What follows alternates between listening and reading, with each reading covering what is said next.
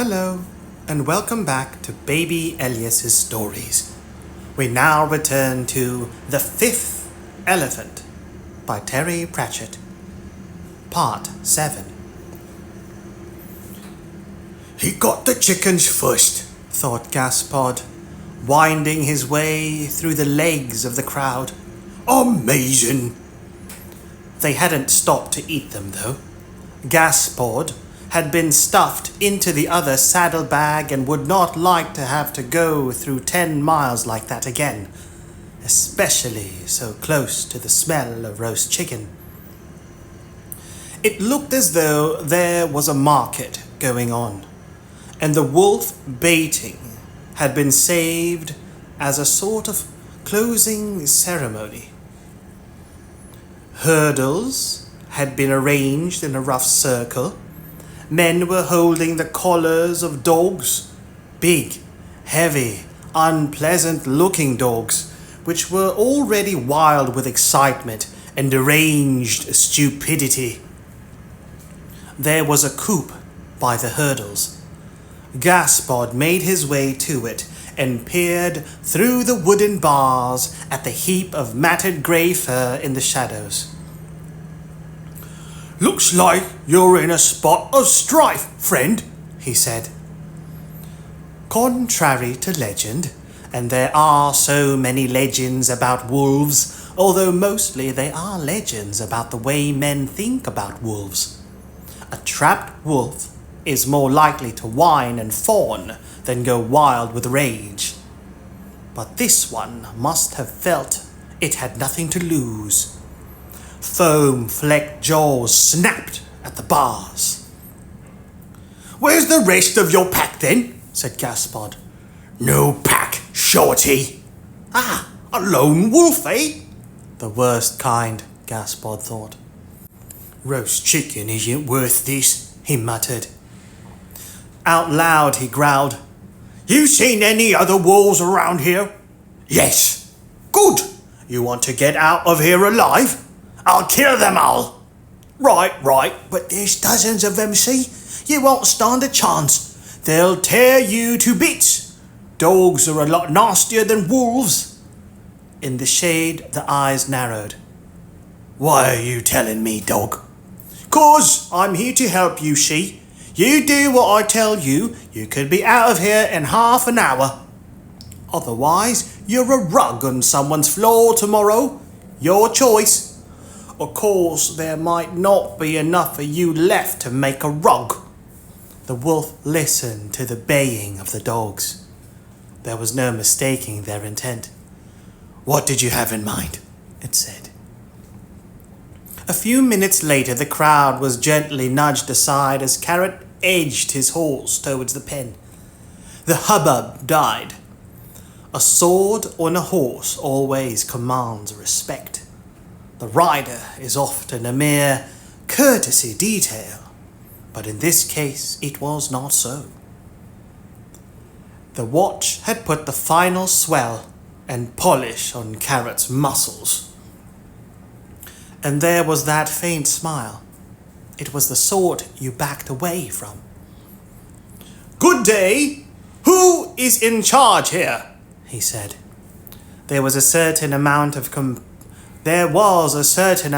comparison of status, and the man cautiously raised his hand. I'm the deputy mayor, your honour, he said. And what is this event? We're about to bait a wolf, your honour. Really? I myself own a wolfhound of unusual strength and prowess. May I test it against the creature? There was more mumbling among the bystanders, the general consensus being, why not? Anyway, there was that smile. Go ahead, your honour, said the deputy mayor. Carrot stuck his fingers in his mouth and whistled.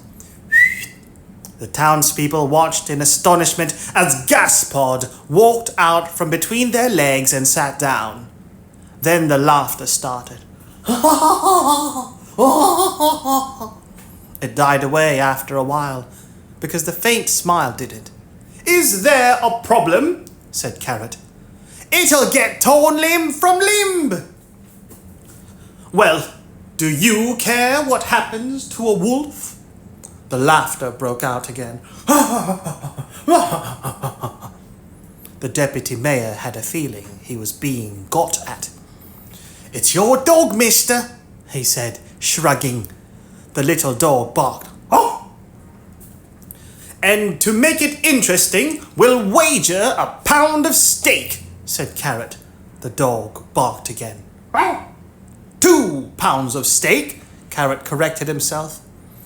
Oh, I reckon it's going to be interesting enough as it is, said the deputy mayor. The smile was beginning to prey on his nerves. All right, boys, fetch the wolf. The creature was dragged into the ring of hurdles, slavering and snarling. No, don't tie it up, said Carrot, as a man went to wrap the halter around a post. It'll get away if we don't. It won't have a chance, believe me. They looked at the smile, dragged the muzzle from the wolf, and leapt to safety. Now, just in case you are having second thoughts about our agreement, said Gaspard to the wolf, I suggest you look at the face of the bloke on the horse, right? The wolf glanced up. It saw the Wolverine smile on the face of the rider. Gaspard barked. The wolf yelped and rolled over. The crowd waited. And then... Is that it? Yes, that's how it normally goes, said Carrot. It's a special bark, you see. All the blood in the victim congeals in an instant, out of sheer terror. It hasn't even worried the body. What, said Carrot, would be the point of that?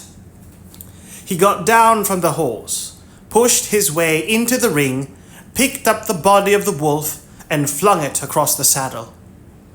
It grunted! I heard it! Someone began. That was probably air being expressed from the corpse, said Carrot.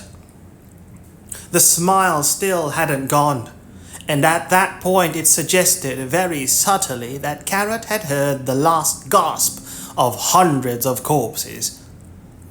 Yeah, that's right, said a voice in the crowd. Everyone knows that. And now what about the steak for the brave little doggy? The people looked around to see who had said this. None of them looked down because dogs can't talk. We can forego the steak, said Carrot, mounting up. No, you can't, said the voice. A deal's a deal. Who was risking their life here? That's what I'd like to know. Come, Gaspard, said Carrot. Whining and grumbling, the little dog emerged from the crowd and trailed after the horse. It wasn't until they were at the edge of the town square that one of the people said, Oi! What the hell happened there? And the spell broke. But by then both horse and dog were traveling really, really fast. Vimes hated and despised the privileges of rank, but they had this to be said for them. At least they meant that you could hate and despise them in comfort. Willykins would arrive at an inn an hour before Vimes's coach, and with an arrogance that Vimes would never dare employ, take over several rooms and install Vimes's own cook in the kitchen. Vimes complained about this to Inigo. But you see, Your Grace, you're not here as an individual, but as Ankh-Morpork. When people look at you, they see the city. They do. Should I stop washing? That is very droll, sir. But you see, sir, you and the city are one. If you are insulted, Ankh-Morpork is insulted. If you befriend, Ankh-Morpork befriends. Really? What happens when I go to the lavatory? That's up to you, sir. At breakfast next morning, Vimes sliced the top of a boiled egg, thinking, This is Ankh Morpork slicing the top off a boiled egg. If I cut my toast into soldiers, we're probably at war. Corporal Littlebottom entered carefully and saluted. Your message came back, sir, she said, handing him a scrap of paper. From Sergeant Strong in the Arm. I've deciphered it for you. The scone from the museum's been found, sir. Well, that's the other shoe dropped, said Vimes. I was worried there for a moment. In fact, Constable Shue is bothered about it, said Sherry. It's a bit hard to follow what he says, but he seems to think someone made a copy of it. What? A fake of a fake? What good's that? I really couldn't say, sir. Your other surmise was correct. Vimes glanced at the paper. Ha! Thanks, Sherry. We'll be down shortly. You're humming, Sam, said Sybil after a while. That means something awful is going to happen to somebody. Wonderful thing, technology, said Vimes, buttering a slice of toast. I can see it has its uses. And when you grin in that shiny sort of way, it means that someone's playing silly buggers and doesn't know you've just thrown a 6. I don't know what you mean, dear. It's probably the country air agreeing with me. Lady Sybil put down her teacup. Sam? Yes, dear. This is probably not the best time to mention it, but you know I told you I went to see old Mrs. Content. Well, she says. There was another knock at the door. Lady Sybil sighed. This time it was Inigo who entered. We should be leaving, Your Grace, if you don't mind. I would like us to be at Slake by lunchtime and through the pass at Willingness before dark. Why do we have to rush so? Sighed Sybil. The pass is slightly dangerous, said Inigo. Somewhat lawless. Only somewhat, said Vimes. I will just feel happier when it is behind us, said Inigo. It would be a good idea if the second coach follows us closely and your men stay alert, Your Grace. They teach you tactics in Lord Veterinary's political office, do they, Inigo? Said Vimes. Just common sense. Sir. Why don't we wait until tomorrow before attempting the pass? With respect, Your Grace, I suggest not.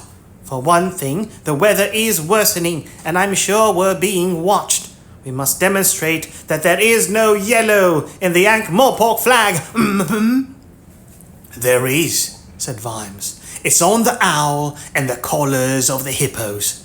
I mean, said Inigo, that the colours of Ankh-Morpork do not run. Only since we got the new dyes, said Vimes. All right, I know what you mean. But, look, I'm not risking the servants if there's any danger. And there's to be no arguing, understand? They can stay here and take the mail coach tomorrow. No one attacks the mail coaches anymore. I suggest Lady Sybil remains here too, sir. Absolutely not, said Sybil. I wouldn't hear of it. If it's not too dangerous for Sam, it's not too dangerous for me. I wouldn't argue with her if I was you, said Vimes to Inigo. I really wouldn't. The wolf was not very happy about being tethered to a tree, but, as Gaspard said, never trust nobody. They'd paused a while in a wood about 5 miles from the town. It'd be a brief stop, Carrot had said. Some of the people in the square looked the sort who treasured their lack of a sense of humour. After some barking and growling, Gaspard said, You've got to understand that matey here is personally non-gratis in local wolf society, being a bit of lone wolf. Yes? Carrot was taking the roast chickens out of their sack, Gaspard's eyes fixed on them. but he hears the howling at night. Ah, wolves communicate. Basically, your wolf howl is just another way of pissing against a tree to say it's your damn tree. But there's always bits of news too. Something nasty's happening in Uberwald. He doesn't know what. Gaspard lowered his voice. Between you and me, our friend here was well behind the door when the brains was handed out. If wolves was people, he'd be like foul old Ron. What's his name? Said Carrot thoughtfully. Gaspard gave Carrot a look. Who cared what a wolf was called? Wolf names is difficult, he said. More like a description, see? It's not like calling yourself Mr. Snuggles or Bonzo, you understand?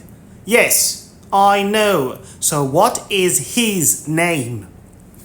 You want to know what his name is then? Yes, Gaspard. So, in fact, it's the name of this wolf you want to know? That is correct. Gaspard shifted uneasily. Arsehole, he said. Oh, to the dog's frank astonishment, Carrot blushed. That's basically a summary, but it's a pretty good translation, he said. I wouldn't have mentioned it, but you did ask. Gaspard stopped and whined for a moment, trying to convey the message that he was losing his voice due to the lack of chicken. There's been a lot on the howl about Angua, he went on, when Carrot seemed unable to take the hint. They think she's bad news. Why? She's travelling as a wolf, after all. Wolves hate werewolves. What? That can't be right. When she's wolf-shaped, she's just like a wolf. So, when she's human-shaped, she's just like a human. And what's that got to do with anything? Humans don't like werewolves. Wolves don't like werewolves. People don't like wolves that can think like people. And people don't like people who can act like wolves. Which just shows you that people are the same everywhere, said Gaspard. He assessed this sentence and added, even when they're wolves. I never thought of it like that. And she smells wrong. Wolves are very sensitive to that sort of thing. Tell me more about the howl. Oh, it's like the clacky thing. News gets spread for hundreds of miles. Do the howls mention her companion? No. If you like, I'll ask ours. I'd prefer a different name if it's all the same to you, said Carrot. Words like that aren't clever. Gaspard rolled his eyes. There's nothing wrong with the word among us pedestically gifted species, he said. We're very smell-oriented, he sighed. How about bum, in the sense of a migratory worker? He's a freelance chicken throttler style of thing. He turned to the wolf and spoke in canine. Now then, bum, this human is insane, and believe me, I know a mad human when I see one. He's frothing at the mouth and inside, and he'll rip your hide off and nail it to a tree if you aren't straight with us, understand? What was that you're telling him? Said Carrot. Just explaining we're friends, said Gaspard to the cowering wolf. He barked. Okay, he's probably going to do that anyway, but I can talk to him, so your only chance is to tell us everything.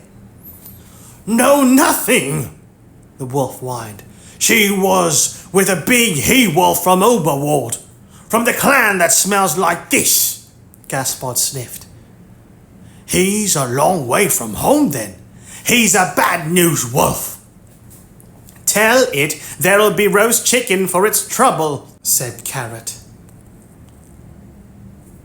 Gaspard sighed. It was a hard life being an interpreter. All right, he growled. I'll persuade him to untie you. It'll take some doing, mark you. If he offers you a chicken, don't take it, 'cause it'll be poisoned. Humans, eh? Carrot watched the wolf flee.